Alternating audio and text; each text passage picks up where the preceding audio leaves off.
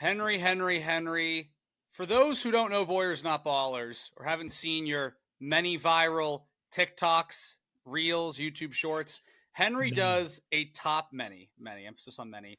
Henry does a top 100 ranking before every basketball season. And this upcoming season's ranking kicks off in 2 weeks. You can find all that content, YouTube, TikTok, Instagram, all there. But before we get into the new top 100, let's do one last look back at your old top 100 from last season. And mainly, listen, you're a smart guy, you're a skilled guy, but you know that. This was not a perfect list by any stretch. Not by any stretch.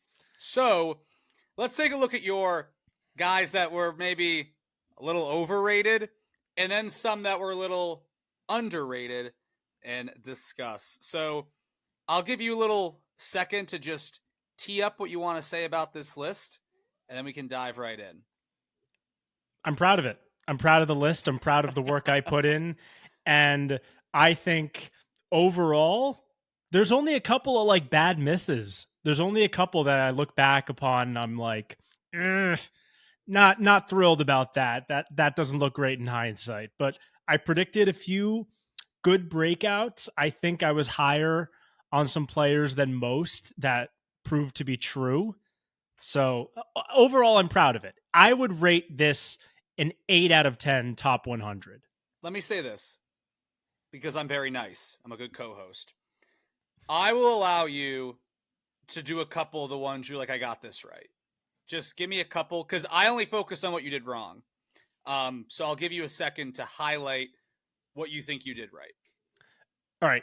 Putting Tyrese Halliburton at 20. He's higher than 20 now, but I thought I was being aggressive at the time. He was a one-time All-Star. He made it as like an injury replacement 2 years ago, but I believed in the offense. Remember the Pacers were like the 4 seed until he got hurt 2 seasons ago. And you're like, oh, wait, is this guy like Steve Nash 2.0? I really believed in it.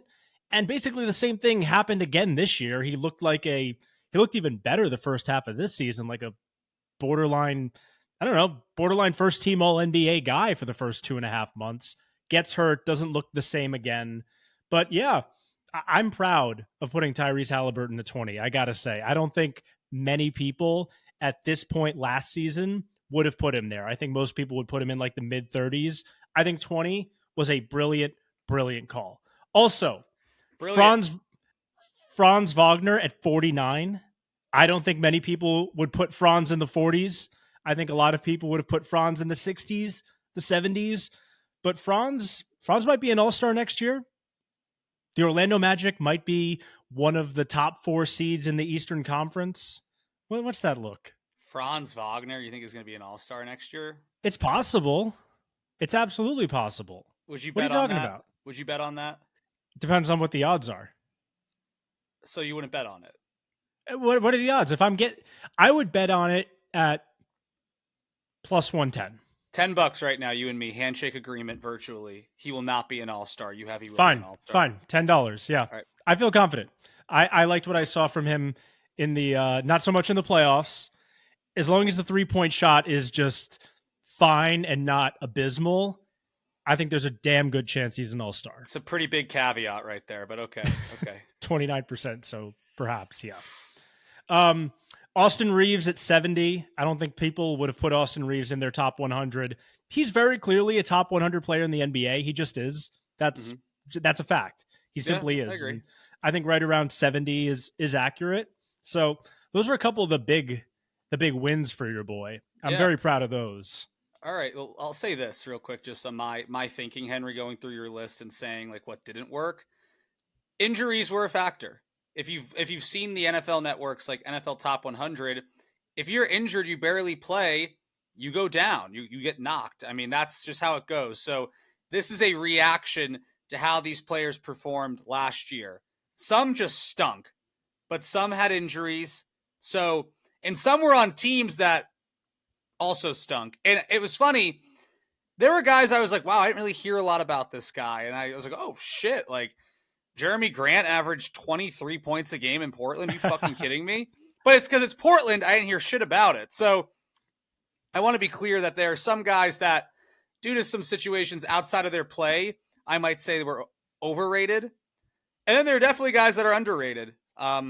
So Henry, do you want to go back and forth? Like, you give an overrated, I give an overrated. Like, let's start with the overrateds first. I think that's more fun. Yeah, of course, it's more fun to We'll see. do 5 and 5.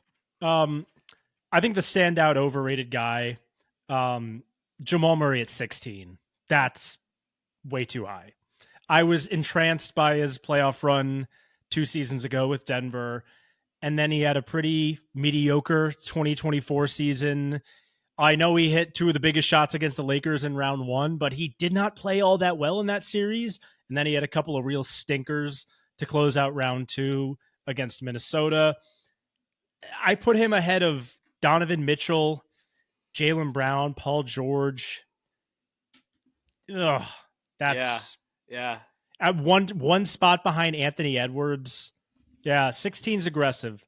Jamal Murray, I mean, if we're getting Canada Jamal Murray, he's in the 170s, 180s probably. But realistically, he's probably 34, right around there. Like a borderline all-star type player. All right. I'm going to go a guy that you have 3 spots above Jamal Murray. Damian Lillard at 13. Can I defend myself? Listen. Again, we're sitting here a year later. The Dame Lillard hype train, I mean, we saw it was at Jay Williams on ESPN. It was like, him and Giannis have already done more than Brown and Tatum in one game. The hype was there, Henry. His scoring was down 8 points a game. He battled injuries. The defense was terrible. I don't think the fit was all that good in Milwaukee. He had some moments where he was like vintage Dame, but to have him 13th in the league, I don't know, man. I don't know. And Father Time is not on his side.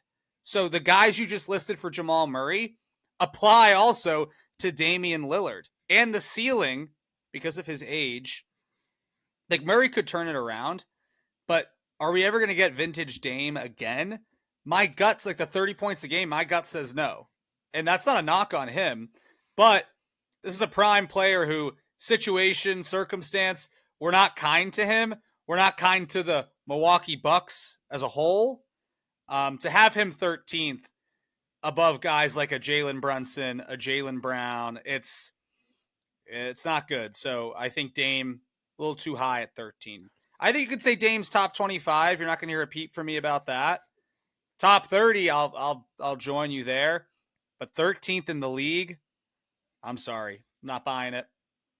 Yeah, Dame is definitely one of the big fallers. But again, I'm taking this within its context. I really do think most people at that time, September 2023, would have said that Damian Lillard is around the 13th best player in the NBA. He's very clearly not anymore. He's been surpassed by, you could say, like a dozen guys that I currently have behind him. Yeah. But Damian Lillard, we're talking about a guy who had his best season yet at the end of his Portland tenure. We thought him and Giannis would have been excellent. I didn't pick them to win the East, but I thought they'd be really good. Yeah. We were obviously wrong about that.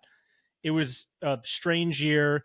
I'll never forget the Doc Rivers interview on Bill Simmons' pod a couple of months ago, brutal. Where, first of all, I don't understand why he said this, but he basically said, yeah, Damian Lillard came up to me and said I showed up to camp out of shape because I was afraid to get hurt working out in the offseason because I knew I'd be traded. I don't know if I'd reveal that secret, Doc Rivers. No. I don't know if that's a secret to reveal on a pod. No, definitely not. But calling your players I'm hopeful. I'm hopeful he can return to approximate 85-90% of Portland Dame. I don't think we're getting 29 point per game Damian Lillard anymore. But yeah, 13 is aggressive. 13 is a bad one. That's okay. Again, it made sense last year. A lot of your picks made sense last year. But guess what, brother? It's no longer last year. What do you got? Yeah. This might be one that I steal from you because I'm sure you'll have this. 23 Jalen Brunson. Way too low. Way too low. And again, even at the time, I think that was probably low because he was excellent in that playoff run, especially that second series against Miami when every other Knicks player died and forgot how to play basketball. He was the one shining force for them. 23, I think, was low at the time as well because he was excellent in that playoff run. I had him behind Trae Young. I had him behind Paul George. I had him behind De'Aaron Fox, as I mentioned before, Jamal Murray. He's definitely better than all those guys. Donovan Mitchell, he's better than. Damian Lillard, he's better than. Jimmy Butler, he's better than. I mean, there's a real argument out there that Jalen Brunson's top 5 with how dominant he was last year. Like, there's an actual, I don't think I'd put him in the top 5, but if you wanted to make the top 5 argument, I'd listen to it. So 23 is way too low. Yeah, so we're going underrated now. I had him on my underrated list. I think a guy that you can probably make a similar argument for to Brunson is Shea, and you had Shea at 11. Now, I'm not going to make that argument. I'm not going to go there. But you could argue that maybe 11 is actually underrated for Shea as well. It is. I'm going to praise you for this. It was bold to put Jaylen Brown at 19 last year, but that proves to be, in my opinion, underrated. Jaylen Brown, the way he was playing and what he did on both sides of the ball, that guy is 19 is close to 20. Brown's closer to 10 now. He just is. The guys you had in front of him, he's closer to 10 now. So yeah, Fox, my underrated Murray, Kawhi, Damian Lillard, probably Jimmy Butler too. All of them. Brown takes them all. So, and he's back in the pool. He's lifting weights and dribbling the ball underwater. I saw that. What is this maniac's deal with working out in the pool? Listen, have you ever worked out in a pool before? It's miserable. It sucks. It's hard as hell. Brother, I can't even dive into a pool, big dog. So I don't work out in a pool. Okay, no, that would be the death of me. But Brown at 19 actually was bold, coming off how bad he was in the playoffs, and the playoff run he put together this year, and the consistency and the commitment to improving his handle, improving the jumper, and mainly improving his defense. That guy, 19, underrated. In a similar vein as Brunson, right? Like, good, it's a respectable ranking to be, 23 and 19 in the top 100. But those guys have proven that they're certified all-stars, and they belong in that, top 10 conversation, in my opinion. Both of those guys, along with Shea, obviously, as well, who was 11 last year. Let's go to an overrated. Overrated. All right, number 47 is standing out like a sore thumb. Oh, damn it! I was going to take this. Andrew Wiggins. Is he even like top 130 now? Oh, I don't think top so. 140? I don't think so. It's not good. He misses a lot of time due to various personal reasons, and when he's on the court, it just seems like the 2022 version we got of him is not happening. Like, that was a one-off. That was the aberration. The player Andrew Wiggins was for most of his career in Minnesota. That's who he is. And the guy that we got for that one all-star, remember he was an all-star starter? Remember that? The K-pop stands got him to start? Yeah. That was the aberration. Every other year in Minnesota is closer to Andrew Wiggins' reality. And he's at 47 on my list. He's simply not in the top 100. Just not in the top 100. This guy, 29, is glaring to me. I'm talking about Brandon Ingram. I can't. I'm out. You knew me. I was a Brandon Ingram defender. A Brandon Ingram defender. Can we come to an agreement here that it's over? Okay, it's over. It's done. It's so done. My dream of Brandon Ingram being like 95% of Jason Tatum is dead. It's never going to happen. He's not that player. You made this list knowing that Ingram puked and died on the FIBA team that was supposed to be his team. So you swallowed your pride and said, international play is different. I'm putting him at 29. And really, international play was, I think, a perfect entryway into Brandon Ingram. Now, Ingram's top 50, but he's not top 30. Yeah. And you had him at 29, and I take issue with that. So, sorry, Ingram overrated from last year. 2 years ago was his best season in the NBA. He averaged just shy of 25 points per game, but then he kind of took a step back. His 3-point shot was not quite as effective. Zion played basically the whole season, so Zion Williamson was a massive part of the offense, so Ingram kind of fell out of favor there. It's It's tough. I was so blinded. I really was so blinded by that short playoff series, that 1-8 Phoenix Suns versus New Orleans Pelicans back in 2022, when he looked like the point forward slash wing that I wanted him to be. He was defending pretty well. He was averaging like 7 assists per game in that series. He was doing everything for New Orleans against a 66-65 win Phoenix Sun team. And he looked awesome. He looked like the best player in that series against Phoenix 2 years ago. And the reluctance to shoot 3-point shots. I mean, these are his average attempts. He's shooting fewer. He's shooting fewer as the NBA shoots more. First season with New Orleans, 6.2 per game, then 6.1, then 4.1, then 3.6, then 3.8. He's not shooting threes. He's just taking these dribble contested mid-range jump shots that he's pretty good at, but it's a bad shot. And now he's around DeJounte Murray and CJ McCollum, two guys who like do the same thing as well. So if you can guess, I'm not super high on the Pelicans this upcoming season. Nope. Never. Brandon Ingram was a blind spot. Yeah, Brandon Ingram's a blind spot for me, unfortunately. Underrated. Underrated. You know what? I'll give it to your boy, Derek White, 59. Derek White's probably in the 40-ish range. He's probably anywhere between like 35 and 45. 59 was too low. For the intangibles, he's top 20, but I have Derek White on my list as well. I keep looking at it to gesture. Yeah, I agree. There's actually, I'm not going to go there just yet. Actually, I will go there. I will follow your lead. Kristaps Porzingis at 52. Not right. No, Kristaps Porzingis, when he was healthy, was a borderline all-star. And he wasn't healthy a lot, but he was more healthy than he's been in the past. I would put Kristaps probably in the 30 range, like 40 to 30, more than you had him at 52. And he could be higher.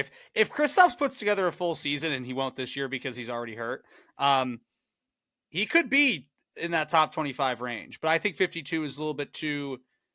He deserves to be lower on the list. Yeah. I think the right language. I just had a complete like brain meltdown. I was like, he's 52. He should be in the 20s, 30s. That's lower. Lower. Yeah. It's a...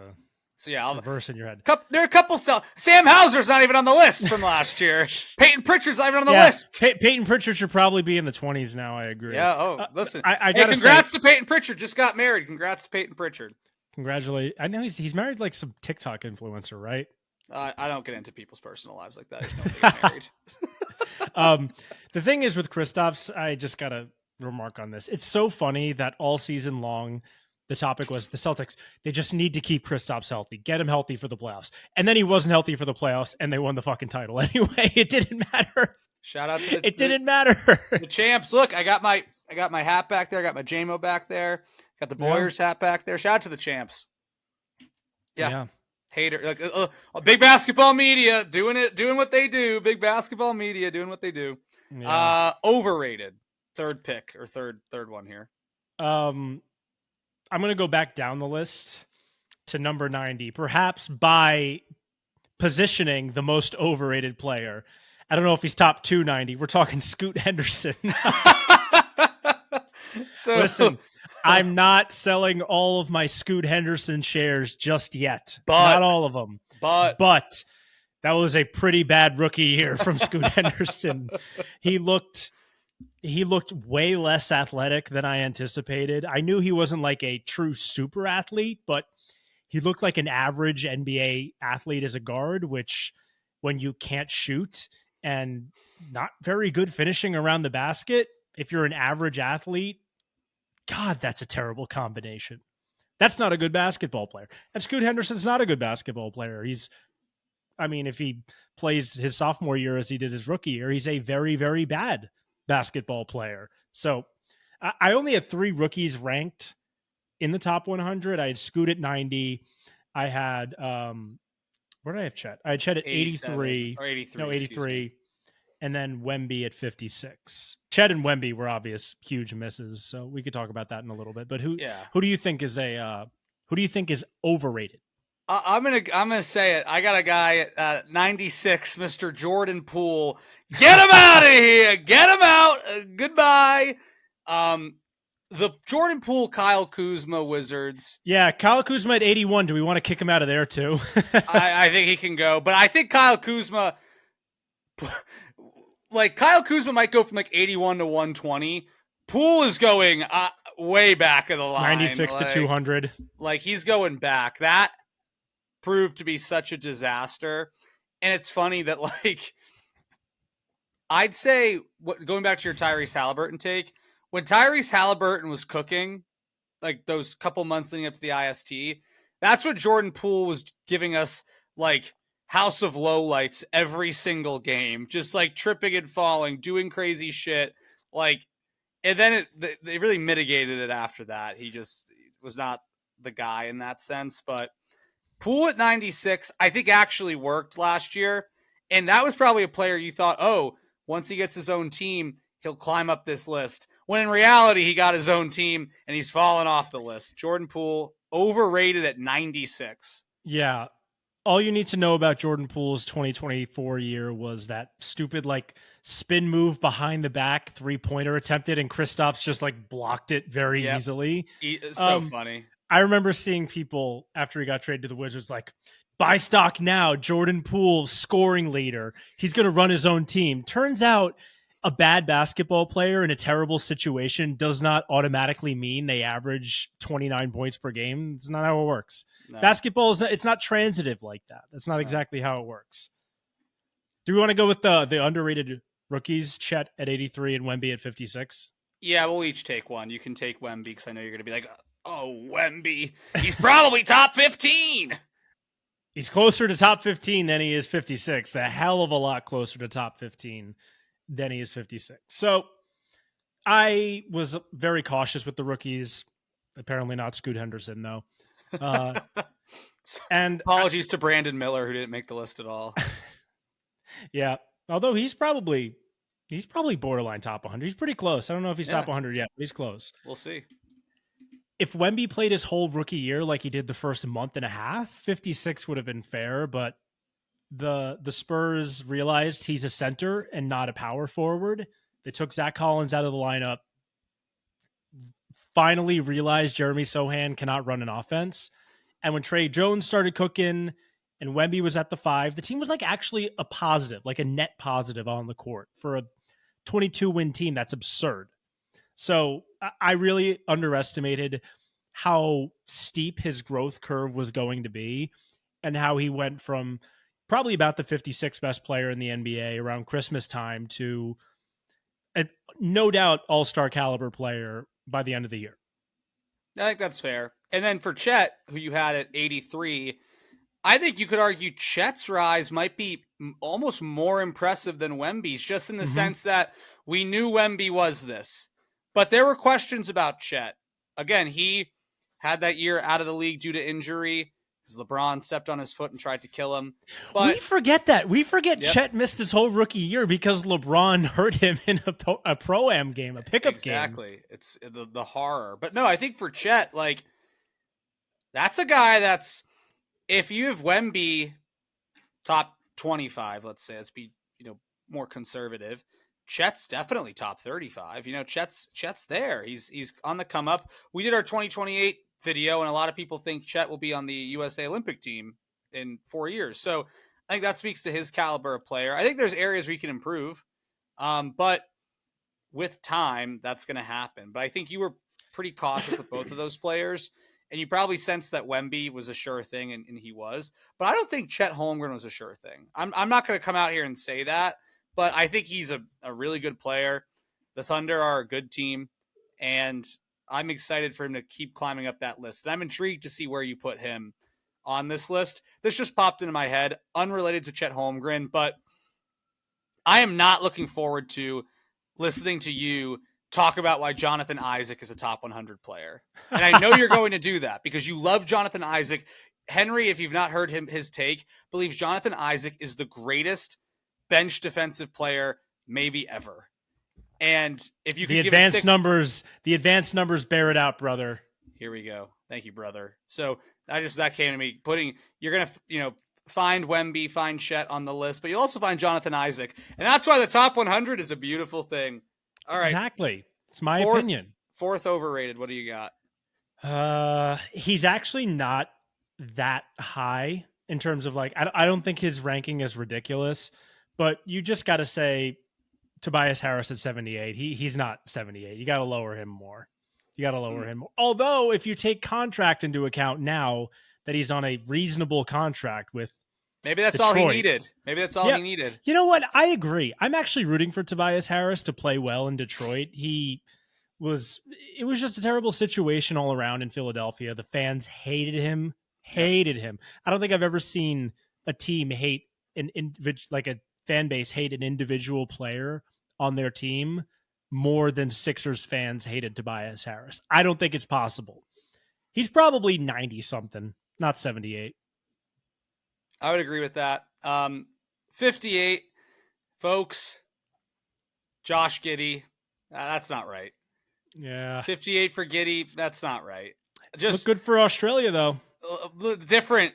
We talked about that on the show. Different. But for the Thunder, not being in those closing lineups, not being in the weird team interviews with the local press, Giddey at 58, I don't think he took that jump.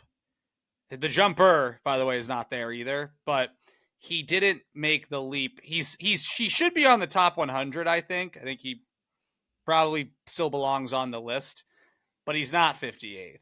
That was coming off of the Thunder. He looked good in that play-in game, but purely basketball, 58 for Josh Giddey. 58 for Josh Giddey. It's never going to get old. No. Ironic. All right. No! Underrated. What do you got? Yeah, we'll do one more underrated and then get out of here. I'm going to go 73 Jared Allen. Jared Allen's definitely a lot better than the 73rd best player in the NBA. Okay. Jared Allen. I know. I had him in a mix with a bunch of centers. I had him with Ayton, Nick Claxton, Rob Will, who's just never going to play basketball again. That's unfortunate. It makes me sad. Oh my God. Brad Stevens is an evil, evil man. And then Al Horford. So I had him in that mix. He's definitely better than Ayton, definitely better than Rob Will, definitely better than Horford. I had him 2 spots behind Claxton. I think he's better than Claxton. Yeah, I know like one person that likes Jared Allen, but I agree that it's because he has underrated. No aura. He doesn't have aura. He doesn't care about his clothes, man. He shops at Kohl's. I don't know if the Kohl's thing is true, but can I give 2 underrateds real quick? There's 2 guys I want to give their due to, and then we can get out of here. Sure. First, Tyrese Maxey at 48. That Tyrese Maxey has made the jump. He's like 30 now. He's definitely 30. Some people think he's 15. I think Tyrese Maxey is actually Tyrese Maxey at the first half of last year. People were like, "Oh my God, who needs Harden?" And then the second half, they were like, perhaps another star will do. And now you have Paul George. But Maxey's a good player. He's definitely better than 48. And I'm going to say it. No one defends this guy more than me. Big bonus at 35. Domantas Sabonis is clearly the 25th best player in the league. If better, he is firmly in that discussion. Big bonus. I got to look out for my guy. Got to light the beam. So 35, nope. He's in the top 25 in my opinion. Yeah, I would agree with that as well. But overall, Henry, I got to give you your credit because I looked at this list and there was a lot right. I thought it was bold of you to put LeBron 98th overall, but everything else was right. So I'm excited. The new top 100 for the 2024-2025 season. Henry's going to debut it in 2 weeks. How are you going to reveal the list to folks? I haven't decided yet. I don't know if I'm going to do it on the pod and then cut it to clips, or I don't know if I'm going to do just clips, or I'm not sure yet. Okay. Well, check back next week. We'll announce what you're doing next week and then the week after that. So 2 weeks from now, the content will start coming out. And I'm excited. It's always a good time. Who's going up? Who's going down? Who's joining the list? Who's leaving the list? That's the fun of it. And I'm looking forward to it.